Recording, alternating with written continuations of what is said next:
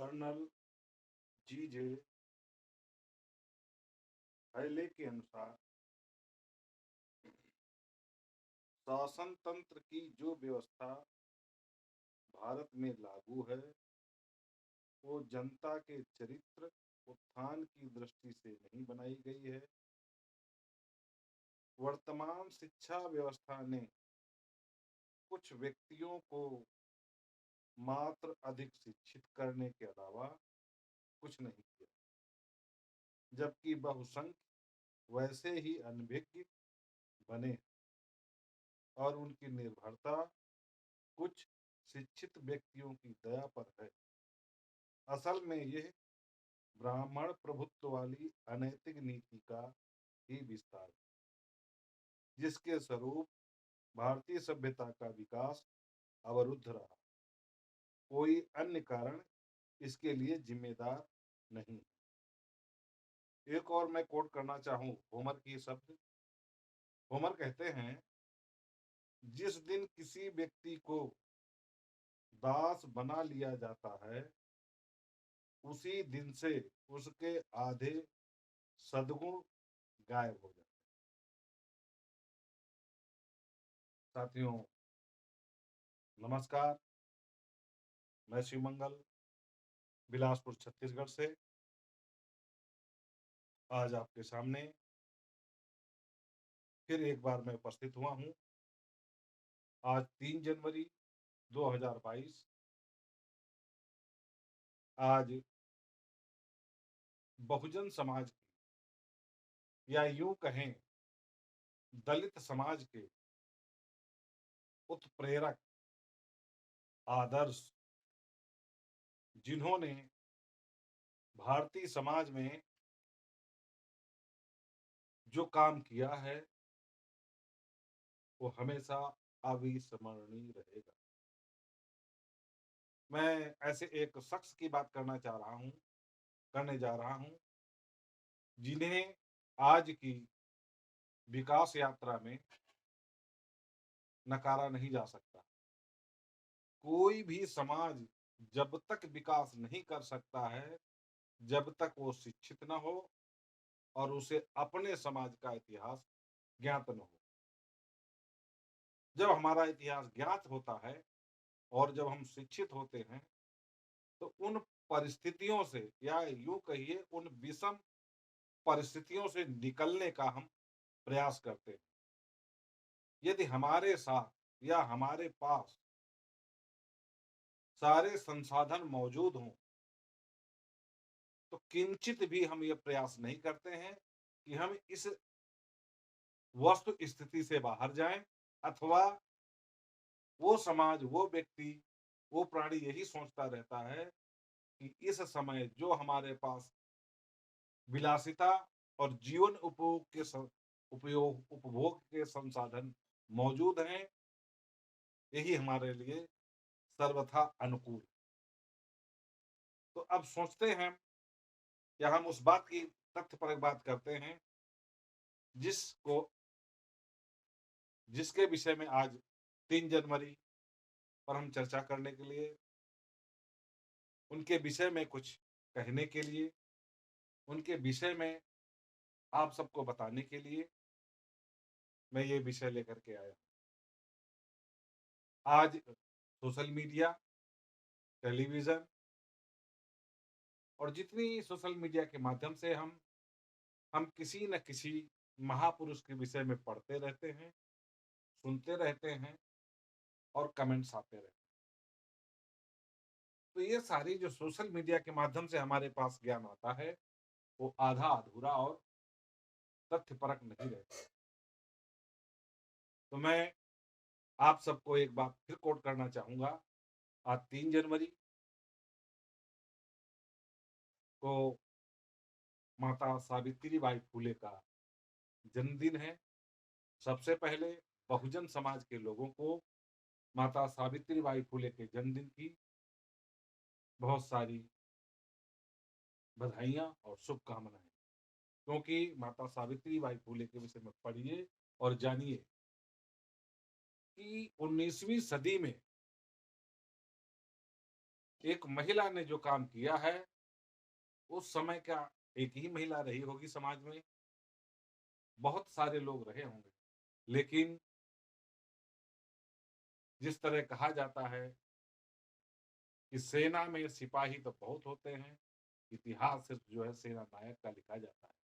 तो उस ज़माने की हमारी समाज की सेना नायक माता सावित्रीबाई फुले के कार्यकलापों पर संक्षेप में कुछ प्रकाश डालूँगा और विस्तृत जानकारी के लिए आप जो है ज्योतिबा फुले और माता सावित्रीबाई फुले की पुस्तकों से पढ़ करके गहन अध्ययन करके कर सकते हैं। तो मैं ये बताना चाहूँगा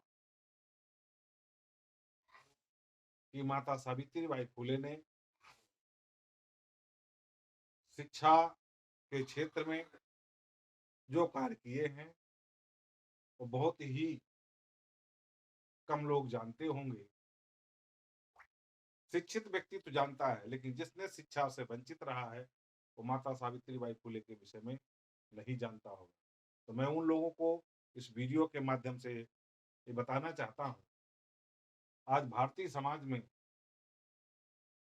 शिक्षा का स्तर विशेषकर जो है महिलाओं की शिक्षा का स्तर जो बढ़ा है, जो महिलाओं ने शिक्षा के बल पर अपना स्थान पाया है, विभिन्न क्षेत्रों में उन्होंने सफलता हासिल की है, चाहे वो प्रथम प्रधानमंत्री श्रीमती इंदिरा गांधी हों, चाहे वो प्रथम आईपीएस किरण बेदी हों, चाहे चाँद पर जाने वाले चावला हों और चाहे हमारी सेना में जाने वाली सेना नायक, वायुसेना में जाने वाली महिलाएँ हों। यदि शिक्षा या शिक्षा का स्वरूप 19वीं शताब्दी में महिलाओं के लिए शिक्षा के द्वार माता सावित्रीबाई फुले ने नहीं खोले होते, तो आज जो मकाम भारत की महिलाओं ने हासिल किए हैं और दिनों-दिन हासिल कर रही हैं, ये उन्हें नसीब नहीं होता। मैं आपको कोट करना चाहूँगा कि कैथरीन मायो ने अपनी पुस्तक में लिखा है कि 16वीं शताब्दी से लेकर के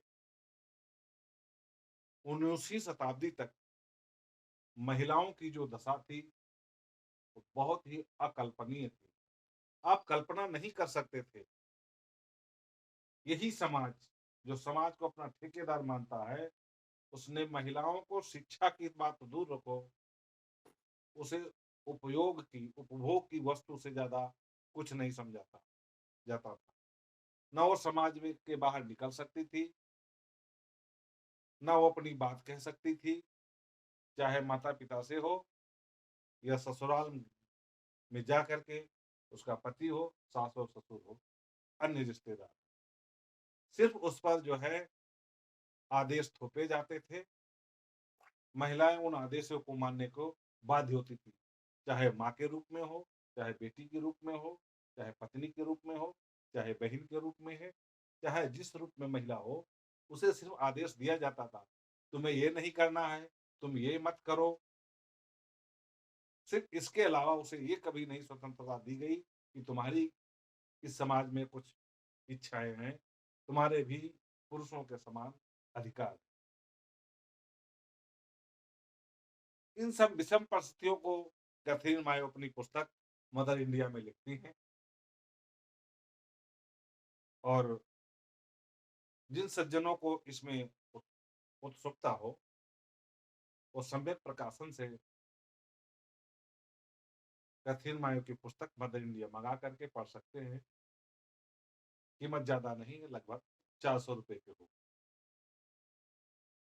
तो भारतीय महिलाओं की दशा जो कैथरीन मायो कहती हैं, उसी समाज में जन्म ली हुई 3 जनवरी 1829 में माता सावित्रीबाई फुले, जिनका 9-10 साल की उम्र में ही विवाह ज्योतिबा फुले से हुआ था और समाज के चिंतक ज्योतिबा फुले ने माता सावित्रीबाई से विवाह किया और उन्हें शिक्षित किया। शिक्षित करने के बाद माता सावित्रीबाई ने लगभग भारतीय महिलाओं के लिए जो शिक्षा के द्वार खोले, वो क्रांति ज्योति आज तक चली आ रही है। जब माता सावित्रीबाई फुले ने महिला शिक्षा की वकालत की, तो समाज में उन्हें धुर विरोधियों ने बहुत ही उल्टा-पुल्टा कहा और उनका विरोध किया। यहाँ तक कि जब उन्होंने बालिकाओं के लिए स्कूल खोला, तो जब वो पढ़ाने के लिए जाते थे, तो रास्ते में उन पर कीचड़, मिट्टी, गोबर इत्यादि फेंक करके उन्हें गंदा कर देते, जिससे कि वो स्कूल जा करके महिलाओं को शिक्षित न कर सके। इस सब से बचने के लिए माता सावित्रीबाई फुले 2 जोड़ी कपड़े साथ में लेके जाती थी। जो गंदे हो जाते थे, उन्हें बदल करके बच्चों को शिक्षा देती थी, उसके बाद में अपने घर आती थी। आज उन्हीं की इस जो क्रांति ज्योति की फलस्वरूप आज भारत में महिलाओं का शिक्षा का स्तर लगभग पुरुषों के बराबर है और आज जो उन्होंने मकाम हासिल किया है, माता सावित्रीबाई फुले का योगदान उन्हें न भूलना चाहिए और सदैव स्मरण रखना चाहिए। ऐसे समाज की पुरोधा के विषय में हम सब उनके इस जन्मदिन पर उन्हें धन्यवाद कहते हैं। उनके किए हुए कार्यों के प्रति अपनी कृतज्ञता व्यक्त करते हैं।